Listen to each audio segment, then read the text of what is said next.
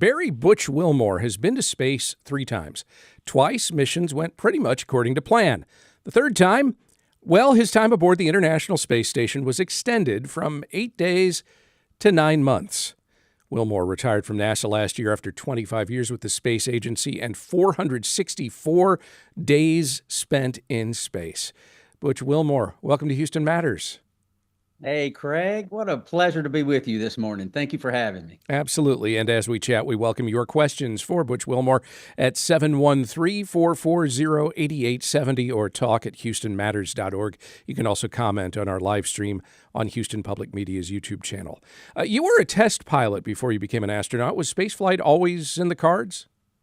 Oh, my goodness. It was obviously something that even as a kid you dream about, but actually being something that was viable. No, I don't think there's very few people would think it's viable, me included. So as you go through life though, and you, again, like you mentioned, into the test pilot arena, and I had a master's degree or two eventually and sort of had all those wickets done. And then seemed like it was maybe a possibility. So I made application and they said, thank you for your application. I made another one a couple of years later and another one a couple of years later, another one a couple of years later. So perseverance, and I finally wore them down and they took me. What are your enduring memories of that first trip to space aboard the Space Shuttle Atlantis? Oh my, how long you got, Craig? I mean, just the moment the engines turn off and we float forward in our straps because we're weightless and all that's taking place. I mean, there's reaction control system jets that are firing right outside the front window. I had the best seat in the house. In the front seat is the pilot. And just these explosions going off at my feet, and the condensation came off the external tank and turned into ice, and it's floating outside the window, and it's illuminated by the sun. It looks like diamonds. So you got diamonds and these orange blasts going up in front of you. You're weightless. It's mesmerizing, just truly amazing, truly amazing. How about spacewalks? They're equally as important. You know, I guess I was outside the space station for a total of 32 hours on the 5 spacewalks I did. And there's not a single hour that goes by that you don't think, I cannot believe we do this. I mean, we put a human in a one-man space capsule shaped like a person, and we send them out into the vacuum of space to work. And it's just truly a feat of engineering and just shows the dedication and all the attention to detail that goes into space flight. And then of course you're there and you're looking by and there goes Hawaii below you at 17,500 miles an hour, 5 miles a second. And it's the colors, the different blues and golds of the space station and the black of the background of space. And it's just amazing, truly amazing. How do you get your work done when you've got a view like that? That's a great question. It is definitely distracting. Well, the work is the reason you're there. You know that. You got to focus on that. As a matter of fact, when you're outside, the work is the priority, and it's just occasionally that you take a moment and you sit back and you take it in. Those moments are rare, but certainly memorable. All right. So you were aboard Atlantis in 2009. You returned to space in 2014, and that was your first months-long mission aboard the ISS. What about the International Space Station experience, especially if you are there for a long time, do the rest of us not know about that we should? Well, I think there's just the realization, Craig, that you are calling a laboratory that is orbiting the planet home. It's not a place you're visiting, like when we came up in the space shuttle for a couple of weeks, less than 2 weeks, but you're actually making a residence and you're calling space home for a period of time. And just the realization of that is pretty mind-blowing, especially when you come from, humble background like most astronauts do, and you just work ethic and hard and the Lord allowing you to have these desires of your heart, and you're calling space home, and you're literally, I'd get up every morning, and every single morning, I did a backflip because I could. I mean, those are the types of things you can't do on the planet Earth. At least I can't. I can't do a backflip. I've got a 2-inch vertical. I can't get around fast enough before gravity pulls me back down and slams me into the Earth. But in space, I can do a backflip. And every morning I did, just simply because I could. I try to do in space the things that you can't do on Earth, and that's one of them. Flying like Superman, literally flying down through the module. It's just amazing. You returned to the ISS in 2024, and that was supposed to be essentially I'm working, but an extended vacation, I believe an 8-day mission. This was part of the first crewed flight test mission of Boeing Starliner spacecraft. When did you first know there was the potential that your time aboard the ISS might be extended? Yeah, that is a great question. And to be honest, having been at the time, I've been in human spaceflight, involved with human spaceflight for 24 years. And I was focused in on a lot of the propulsion aspects of flying in space from some of my technical assignments. And I understood the spacecraft. I understood the difficulties of, inspecting thrusters, especially in space. So honestly, Craig, before we ever docked, we're outside, or not outside, we're on the process of rendezvousing and docking with ISS, and while we're in Starliner, and with the problems we had, obviously it was imperative that we dock. I wasn't sure how controllable the spacecraft would be, setting up for a deorbit burn and coming back to Earth with the failures we had, not knowing what was causing the failures, not knowing at the time if we could get any thrusters back, not knowing at the time if we could successfully dock. But even at that moment on the 6th of June of 2024, before we docked, there was a couple of things that I'm going through my mind. We have to dock. We must dock. If we don't dock, I'm not sure what our options are.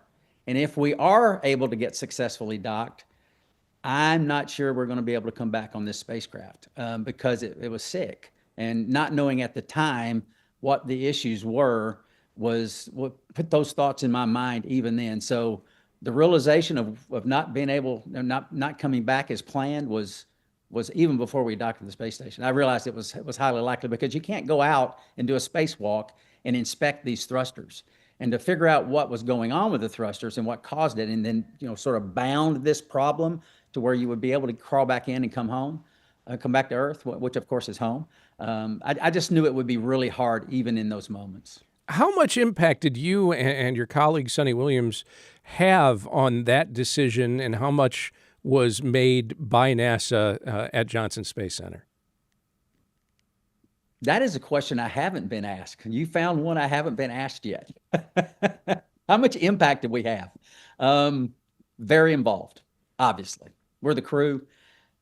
The programs are vital to human spaceflight. All the programs, the ground, everything working. You don't have it without the engineers and the managers and the chief engineers and all coming together. You don't have those programs. But when a situation like this happens, and you're the crew and you're the one getting in or not getting in, and all those decisions are being made, you're very involved, and we were. How much is the potential for something to go wrong leading to such a scenario in your mind when you go on any mission into space? Or do you have to put it out of your mind and just deal with those scenarios as they come? Yeah, I think, if I'm a praying man, so the prayers are, Lord, help us find everything that could be an issue before we launch. And we realize we're human. That's probably not going to happen. We're not perfect. And so the follow-up to that is, and what we don't find, help us be prepared to handle it. And that's how it played out. Our training, our preparation, I've said before, you have to be very committed in this business. I mean, passionate, if you will. And that commitment leads to preparation because we have a very, very great responsibility as those that crawl aboard and those that operate and those that are, the controllers on the ground, a great responsibility for each of our tasks as this team comes together. And so it's paramount that you're prepared and ready. And part of that preparation is understanding that things don't always go as planned for any number of reasons. Why? Because human spaceflight is very, very difficult. I mean, I sit at home and I watch it, and if I didn't know all the intricate details, I think, wow, we do this pretty good. We're pretty good at all this. But to understand and know all of every T crossed, every I dotted, everything that has to be done is done. There's several hundred items that have to go exactly right during even a launch sequence, or things don't go well. And realizing all of these things come together, even though we make it look easy, it is tough. And that there are going to be situations as we continue to explore the boundaries of our capabilities and reach beyond those, that we're going to run into issues, and preparing what we can surmise will happen is imperative, and we do that, and being able to handle those things that, those unknown unknowns are going to creep up. It's just going to happen, because it always has, and it will continue, because we don't know those unknowns. Yeah, And when we have to deal with them, we've got to be ready. there may not be an organization with more of a checklist culture than NASA, and yet, as you said, there are those unknown unknowns. There are contingencies that you can't possibly plan for. Were there any when it comes to going from 8 days in space to 9 months? Was there something that was not on a checklist somewhere? Well, certainly, several things actually, but we prepared for long duration. The good thing about this, as it played out, Sunita Williams, Suni, and I both had been on long duration missions. I'd been on one. Sunny had already been on two. We both commanded the space station. We understood space station operations. So as it turned out, if you're going to be in a location on the space station longer than planned, having had that experience ahead of time is very beneficial, and it was. We just assimilated right into expedition crew when the decision was made that we weren't coming back as planned, and we took our training that we'd already done, and we put it into action, doing maintenance, all the different science and payloads and all things that are come along with that. The experience paid off, and we just kind of flowed into everyday life. That said, can you give me just one example of something that this was not on anybody's list? We know how to deal with it, but here's the thing. Was there a here's the thing moment? I can give you. We went on spacewalks. We weren't scheduled to go on spacewalks, but our training and our preparation allowed us to be able to put the white suits on, actually doing major surgery on these suits. We do that in space now, and having that background and the understanding of these suits and how they operate, and be able to do that major surgery before you actually put the suit on and go outside. That's a very visible one. But we also, maintenance, we took two pumps that help us transition our urine into, using it again the next time. Today's coffee is tomorrow's coffee. That right. Process. And there was a pump where the structure was fine, but the pump was bad. And we had another one where the pump was good, but the structure was bad. So we took those apart and put the goods together and made another pump. So those type of things, because of our background and our training, two examples, and there are many more than that. Yeah, I imagine you could get by a long time on the ISS, but once you run out of coffee, there are issues. No. There's always coffee tomorrow. The coffee you drink today is tomorrow's coffee as well. So, the processes, those reconstituting, we even, our air, recycling our air, right. Recycling our urine, our sweat, everything. So yeah, it's pretty amazing. Was it tough getting back to a routine on Earth once you returned? It is a little bit, the physical part of it. I mean, your body's not used to holding up your structure, and it doesn't have gravity, right? So we work out the big muscles. I worked out every single day. I didn't take a day off because we're trying to reduce the chance of your muscles atrophying and losing calcium in your bones. So work out every day, but there's small muscles you can't work out. And all of a sudden, small muscles have to hold your structure up, and they don't like it, and they get tense. So there's a transition of that. And I have something in my back on the right side. It's been there with me since I got back from the mission, the Soyuz mission that I flew in 2015. It's never left. There's always something there. There's always pain, different levels, but it's always there. I don't know what caused it. We've had an MRI. I don't know what's going on, but it's always there. So it's a little gift from spaceflight that it looks like I'm carrying forward with me. That's physical. What about emotional, psychological? It's suddenly you're back on Earth with where we have billions of people, as opposed to staring at the same face or a couple of faces every day.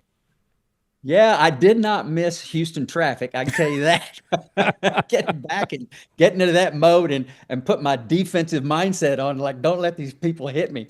That's definitely a part of it.